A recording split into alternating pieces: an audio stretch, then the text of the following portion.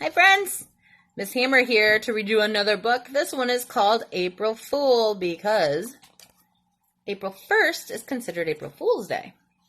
So we're going to read this book and see what these silly kitties come up with. Chapter 1, April Fool's Day. Harry came home from school. Then he got a snack. Snack helped him to think of good ideas. His little sister Emily got a snack too. Sunday is the most important day of the year, he told her. My birthday? Asked Emily. No, Sunday is April Fool's Day, said Harry.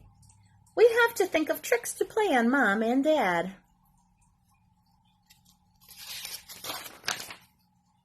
Why? Said Emily. Because it's fun, said Harry. And because I know you are tricky. I already have some tricks. You have to think of some too. Sunday is only 2 days away. Harry and Emily thought about tricks. They ate some cookies. They thought of some more. They ate some grapes. Do you remember last year? Asked Emily. We put toy spiders in Mom's coffee. She was very surprised. Let's do that again. It will not work, said Harry. It has to be a new trick. That is a trick for little kids. They thought some more. They thought until all the snacks were gone. Remember that trick we played on Dad? Asked Emily. We put a whoopee cushion on his chair. It made a funny loud noise. He was so surprised. Let's do that again. It will not work, said Harry.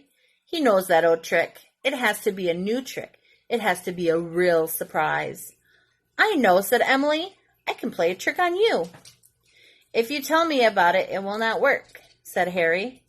It will not be a surprise. Then I will not tell you, said Emily. Do not use a toy spider or a whoopee cushion. It will not be a surprise, said Harry. Oh, you will be surprised, said Emily. I am very tricky. Chapter 2, Tricky Tricks. It was the day before April Fool's Day. All morning Emily practiced tricks. She jumped out from behind a chair. Boo, said Emily. You did not surprise me, said Harry. You need a better trick. Emily made a scared face. Look out behind you. I know there's nothing there, said Harry. To trick me, you will need a big surprise. The bigger the surprise, the better the trick. After lunch, Harry and Emily went to the magic shop. They brought all the money from their piggy banks, just in case. There were lots of tricky surprise things at the magic shop. There were decks of disappearing cards. There were amazing trick handkerchiefs. There were silly masks and squirting coins. There were floppy forks and knives. There were also plastic spiders and whoopee cushions. We don't need those, said Harry. We already have some at home. Besides, we won't use them this year.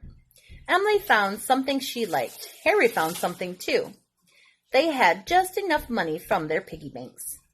Chapter 3, The Big Day. Wake up, Emily, said Harry. Look at all the snow. Where? Said Emily. She looked out the window. It was sunny and bright. There was no snow at all. April Fool, said Harry. It was April Fool's Day at last. Time for breakfast, said Harry and Emily's mother. Hurry up or your ice cream will melt, said their father. Ice cream for breakfast, said Harry. Yum, said Emily. April Fool, said their mother and father. Later, Harry set the table for lunch. He put a jar of nuts on the table. Dad, can you open this? It is stuck, he said. His father unscrewed the lid. Out jumped a toy snake. April Fool, said Harry. At lunch, Harry said to his mother, Aren't you going to answer the door? I didn't hear the doorbell, she said. It just rang, said Harry. Oh, said her mother. So she went to the door. Nobody was there. April Fool, said Harry.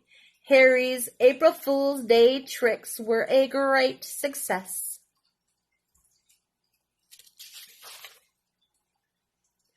He had tricked everyone. His parents had tricked him and Emily. But Emily did not play any tricks. All afternoon, Harry was ready. He checked behind every door. Emily was never there.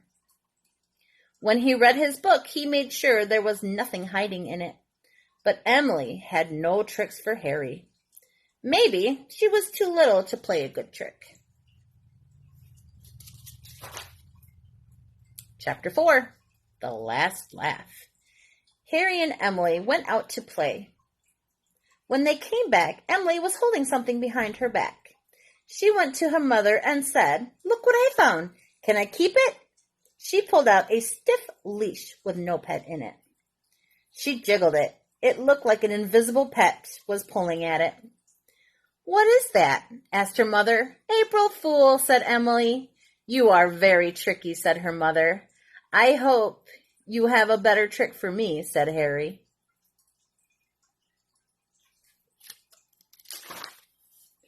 Their father was in the kitchen. Emily went in and said, "Look at my new pet." She jiggled the leash again. "What kind of pet is that?" asked her father. "April Fool." "It's an April Fool pet," said Emily. "Very tricky, Emily," said her father. Harry waited for his trick from Emily. There was no trick at dinner. There was no trick at story time. There was no trick at bath time. There was no trick at all. Harry was disappointed. "April Fool's Day is almost over," said Harry. "I'm surprised you have not played a trick on me yet." Emily laughed. "Did you say surprised?" she said. "April Fool." "You said I could not surprise you, but I did. I surprised you by not playing a trick on you." "You are really tricky, Emily," said Harry. "But that's not a real April Fool's Day trick." Then Harry put on his slippers. "Eek!" he shouted. A toy spider fell out of each one. "April Fool," said Emily.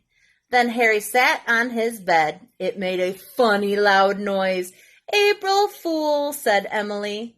"I surprised you again," she said. "I am the trickiest sister in the world."